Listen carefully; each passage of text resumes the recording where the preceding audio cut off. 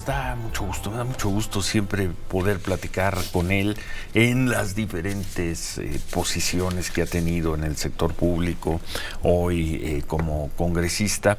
Platicar contigo, Salomón Chertorivsky, qué gusto. Muchas gracias, Ciro, te aprecio el espacio y encantado siempre, como dices, de poder platicar contigo. Platicábamos antes de entrar al aire tus experiencias cuando fuiste funcionario público en el gobierno de Felipe Calderón, estuviste al frente de Diconsa, luego fuiste secretario de Salud y hacías algunas reflexiones sobre los inundaciones, sobre los huracanes que te tocó vivir como funcionario público. Sí, la verdad es que... En aquellos años. Qué gusto que estés con nosotros. Sí, te lo agradezco. Pues sí, en 2 décadas de servicio público en muchos espacios me tocaron inundaciones, huracanes, la primera pandemia del siglo, la H1N1, el sismo del 2017, ya trabajando aquí en la Ciudad de México. Además. Entonces sí, hasta daba una clase en el CIDE que era política pública para el desastre natural.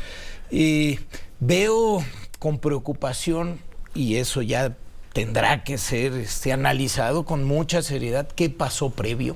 No veo la preparación, no veo las advertencias a la población, me preocupa muchísimo. ¿Tú coincides con ese punto de vista? Pues sí, ¿qué pasó?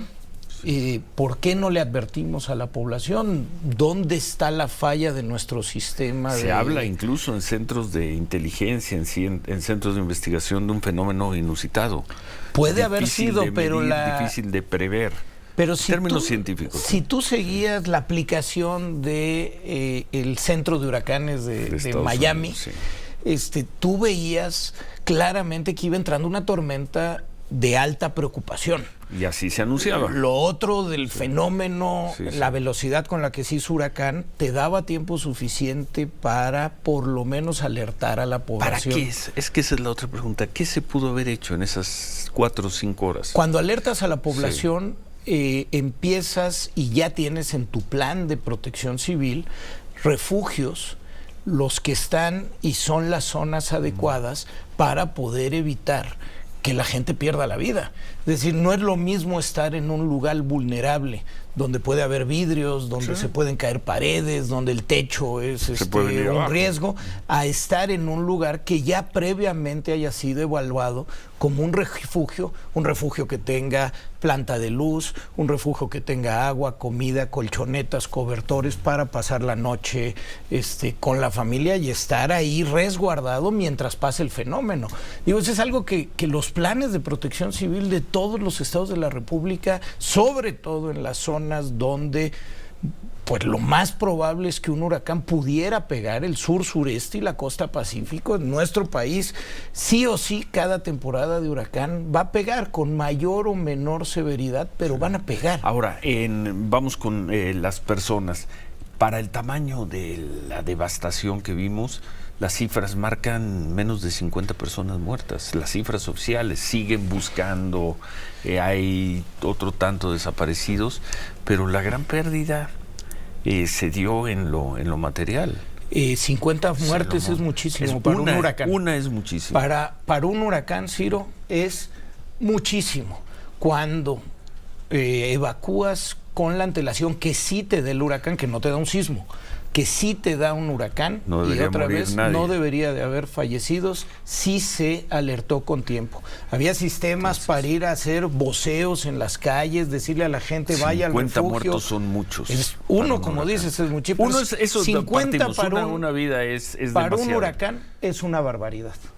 Es una barbaridad para un huracán, insisto, porque el huracán sí advierte, aunque el fenómeno puede comportarse diferente, no sabía si la sierra lo iba a detener, en cuánto tiempo iba a estar ahí, con qué capacidad destructiva, pero sí sabías que venía una tormenta y de esa tormenta que tenía posibilidades de evolucionar como huracán, sabías que evacuar a la gente era una prioridad, avisarle a los turistas, avisarle a quienes trabajan en todos los hoteles, en fin, yo creo que pero bueno, eso aún para un huracán categoría 5 que te golpea así, a una población, a un lugar donde vive casi 1 millón de habitantes, es una barbaridad. ¿Cuál fue la cifra, Sofía? Iban 49, 48. ¿no? 46, 49 muertos, es una barbaridad. A mí me parece que se pudieron haber evitado, pero otra vez, esto sí merece más que una opinión, merece eventualmente una comisión de análisis de qué sucedió,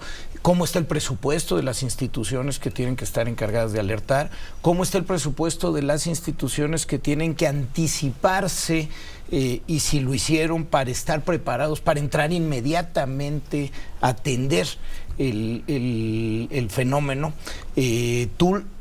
Muchas veces la noche anterior al fenómeno o el día anterior ya habías acercado los equipos y al personal necesario, los salubristas para hacer los cercos sanitarios, el personal de DICONSA que junto con las Fuerzas Armadas iba a entregar el agua, los bienes básicos, que iba a adecuar los refugios para toda la gente que perdió casas. Eso lo tenías un día antes cerca de la zona del impacto.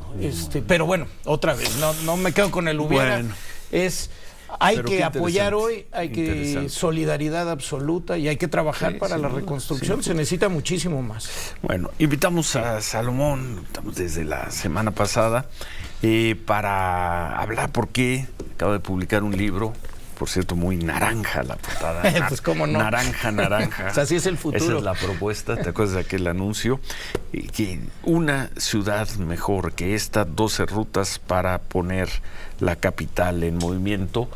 Como seguramente saben, Salomón Chertorivsky, aparte de ser diputado del Movimiento Ciudadano, es aspirante y quiere ser el candidato del Movimiento Ciudadano a jefe de gobierno de la Ciudad de México. Creo que es muy probable que lo seas. Va a ser difícil a esa elección.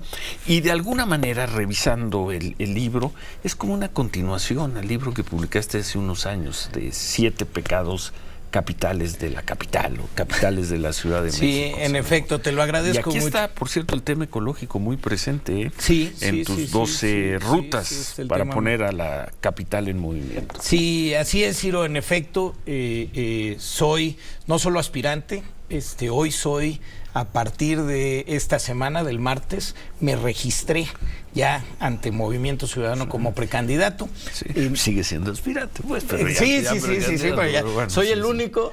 El único precandidato de todos los partidos. El único que está haciendo ya, que la próxima semana empieza una procampaña. Sí. Pero el 5, ¿no? Pues el 5 empiezan, pero pues todavía no están los procesos de los otros partidos definidos.